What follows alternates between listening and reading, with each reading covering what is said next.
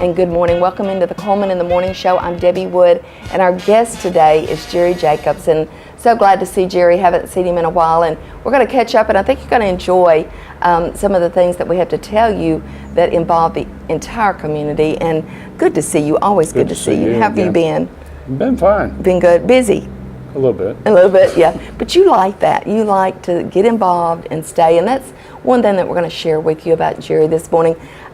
Member of Grace Episcopal, which is not only a beautiful church in our community, if you're not sure, it's just located off of Arnold Street, but a welcoming church. And you've remodeled, and it's beautiful.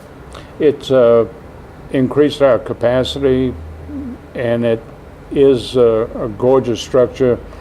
The one tradition in the Episcopal Church is that they have vaulted ceilings, and in the little white church on the corner we had a drop ceiling. You did? Okay. Oh, yeah. I don't remember that, but well, I do remember that now, come to think about it. That's interesting. And is it for the sound, the music and stuff?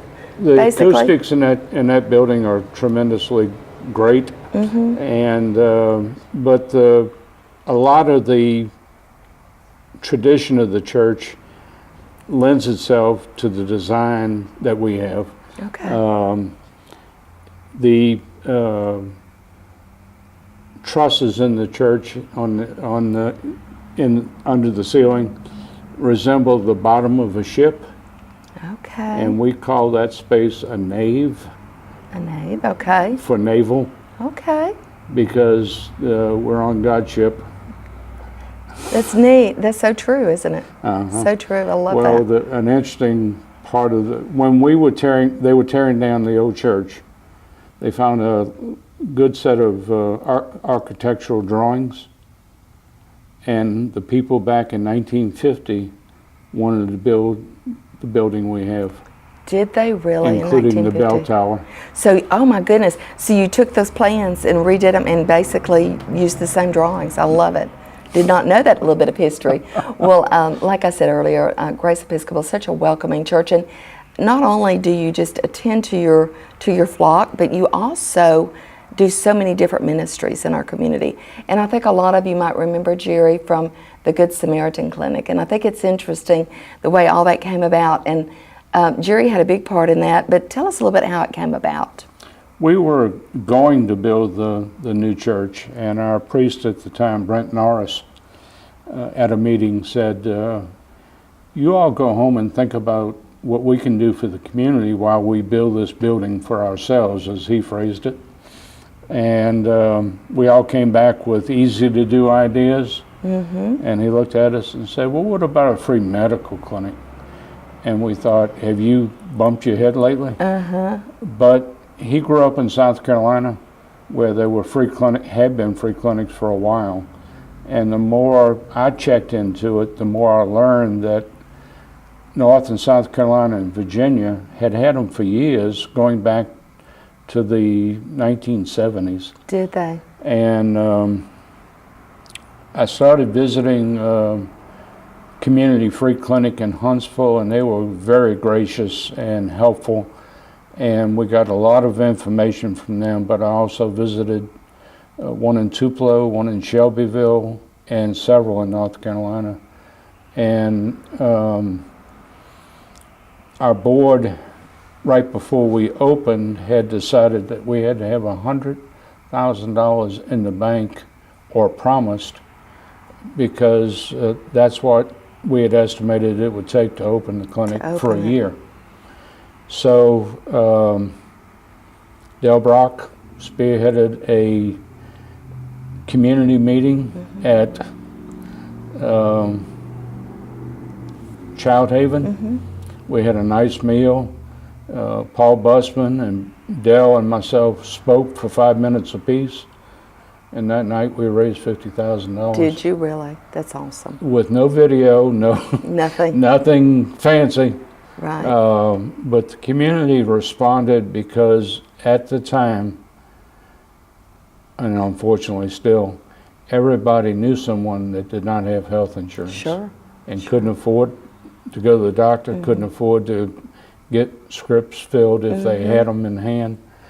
So it was even back then, a more severe problem than it is now, but it's still a huge problem. It's big, isn't it? It's big in our community. The need for the clinic is very much still there, and people fuss about giving away stuff.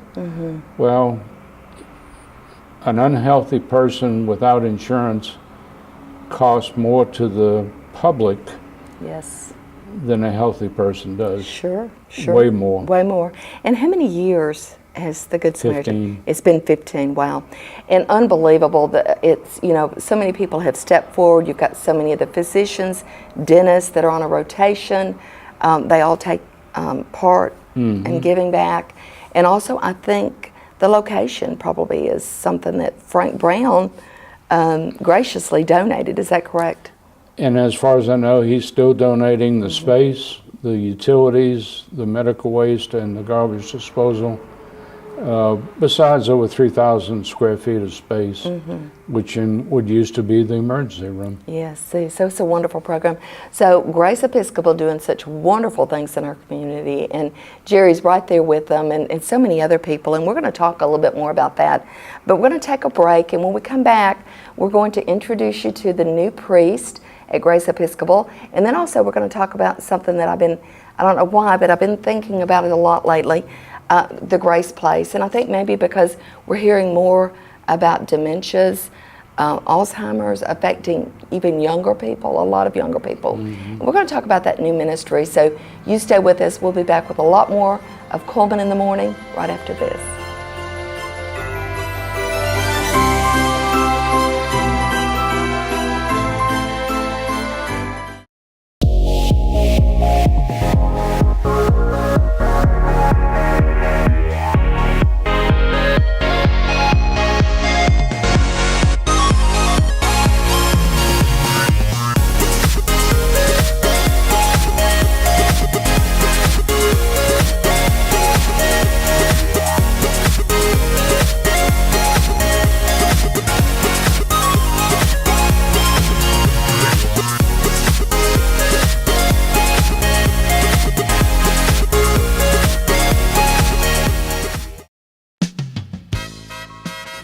And welcome back into Cullman in the Morning. With us today, Jerry Jacobs. If you missed our first segment today, we're sort of recapping what Grace Episcopal and Jerry and lots of other folks in that community, that church community, does for our community, the Good Samaritan Clinic. And now we want to talk a little bit about and introduce, and hopefully soon we'll be able to have the new priest come in and introduce him in person to the community. But tell us a little bit about him. Jay Gardner, from Alabaster originally. Okay. His wife Paige is from the Athens area originally. And son William was born in New York City, but Wow. they spent 2.5 years at a church in Manhattan. And they came to Cullman. I love it. Yes, they came back home to the South. A wonderful young family. We are excited as we can be to have them. And I think they're excited to be with us. Their folks have, her folks still live in the Athens area, and so they've been down to visit. His mother and brother have been up from Alabaster. Right in the center. Just centrally located. I wonder how that happened. I wonder too. I think the good Lord had a hand in that, don't you? But both of them, Paige and Jay, are musically inclined, and they're going to be a tremendous addition to our music program at church. But also, he's was in a much larger parish up there, so he's got a wonderful treasure trove of ideas to share with us, and things that we can do not only to benefit the church, but to benefit the community. Sure. That's wonderful. I'm so glad to know that. And one thing that we had talked about earlier was the Good Samaritan Clinic, and then we're going to switch gears a little bit and talk about Grace, the Grace Place. Tell us how this came about. How did the idea come about to do this? Another planted idea from someone associated with the church, a member who works in Birmingham, had visited a program at Canterbury Methodist in Mountain Brook. And they, at the time, had done it over a year, just over a year. But the program actually came from one that was started in Lawrenceburg, Georgia, in a Methodist church more than 14 years ago. And that lady visited our program this year. Did she? Yeah, Robin Dill. But the person, Jay Jones, who visited the program in Birmingham, came back and kept hounding us to go down to Birmingham to see it. To see it. And we finally relented.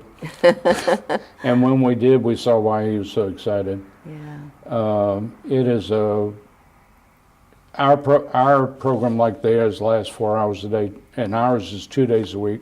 They have it 4 days a week. But we hope to grow ours to that amount also. Sure. It's a program of activities for 4 hours. Mental, physical, spiritual, and socialization, which is the key to what we're doing. We're fortunate to have one volunteer for each participant, as we call them. Wonderful. And they talk with them, they wait on them, they help them with the activities. And even though the person cannot remember their name, they know who they're supposed to be with. Oh, see. And that is key to making them comfortable, but also they learn to trust us. Sure. And know that we're not going to take advantage. Sure. It's to walk into a room full of strangers and say, okay, what's going on in their mind. That would be very tough, particularly when you're afraid to start with. Absolutely. And people with dementia, for the most part, are afraid or have fear because anything unfamiliar is a stressor. Has to be, doesn't it? I would imagine. Big time. And I know you've had a little bit experience in your own family, some loved ones so you really, really understand this. And I think because it's happening so often now, and we're going to talk about that a little bit, the statistics. These are from the Alzheimer's Association, which is national. Right. Not my statistics. Right. 1 in 9 people age 65 and older will develop dementia. That's a lot.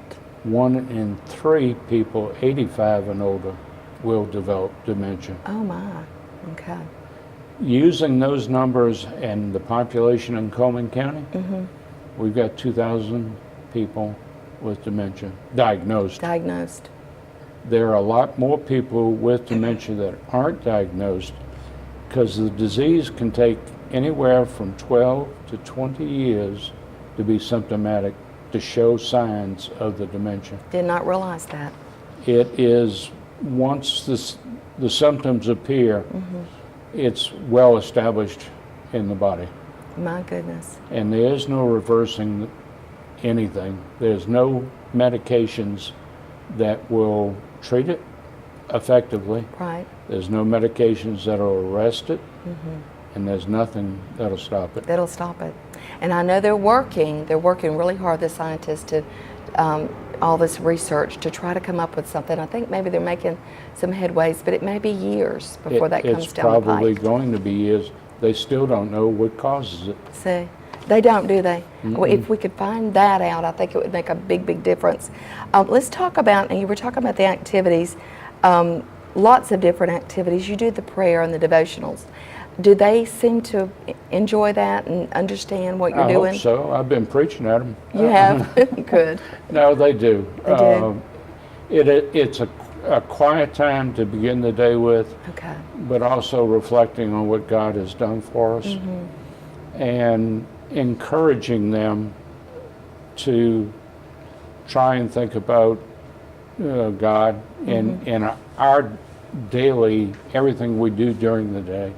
Not pressuring them to believe in God or accept God, but just to know that we're there because we believe in God and believe Christ's commandment to love our neighbor as ourselves. Sure, sure. So a little comfort for them to start their morning out with. Chair exercises, word games, large piece jigsaw puzzles. I love that. Storytelling, therapeutics, including music, arts, crafts, pets. Do they love the pets? Yes, our most recent pet was 2 horses Really? that David Pointer brought to the church and out in the front yard in front of our office building, and love they it. went outside to pet on them and feed them snacks. I love it. That's awesome. That probably, they thought about that all day, I'm sure. That was probably the highlight of their day or their week. Visiting entertainers and public service projects. And let's talk about this just a little bit. If someone's watching today, they have a loved one that's been diagnosed, or maybe that recently, or the loved ones, they've known it for a while and they don't have any way to take them, or they don't have anywhere to take them to. Can anyone come, and is there a cost involved? It is open to the public. This is a community ministry, not for church members. We only Right. have one church member who's actually a participant. Okay, But the cost is $30 a day. right, However, if folks don't have the money to afford that, sure, we can offer scholarships. wonderful. We're not going to turn someone away because they don't have money. Sure. Okay, wonderful. That's so wonderful to know. And you're located where, I know where the church is, but It's inside the it's church. inside the church? Okay. And what folks call a fellowship hall, what we call a parish hall, same Okay, thing. same thing.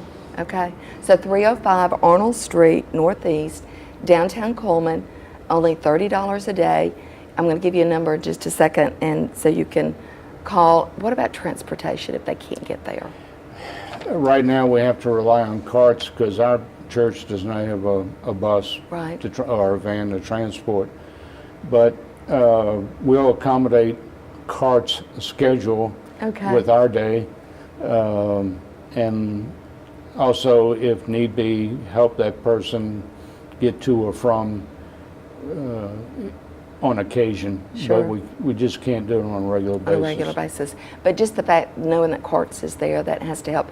How many folks do you have that come on a regular basis? We've got 9 Nine, that that's come. awesome. And we've got plenty of room for more. We Okay. could probably handle up to 15 on a one day, Mm-hmm. but if need be, we got 2 more days of the week to expand into. Okay, awesome.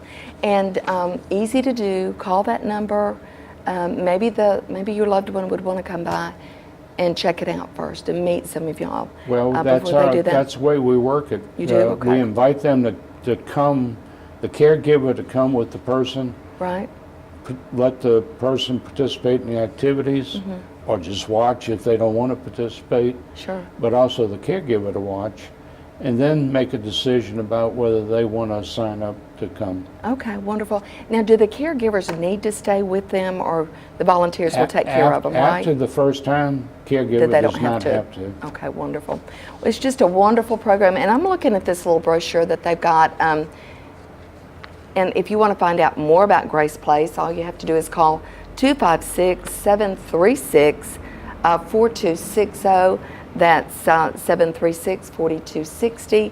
And you can also pick up one of these, and it gives you all the information. And we just want to say thank you for what you do. Thank you to all the congregation that had the heart to do this. I know there's a lot of folks that are involved in it, A lot. and their heart's in the right place, and wonderful for our community. Any age, is that correct? Yes. It can be, what's the youngest that you've had? Right now, the youngest is late 60s, but See. the disease is not discriminated age-wise. No. And there's such thing as early onset, Mm-hmm. which is anything before 60. There are some people in their 30s and 40s that have Yes. developed dementia. I've heard of that. It's so sad and so scary. So this is a wonderful program right here in our community. So check them out. And of course, we're just so proud and thrilled that you joined us today on Cullman in the Morning. We hope you have a blessed week. We'll see you later.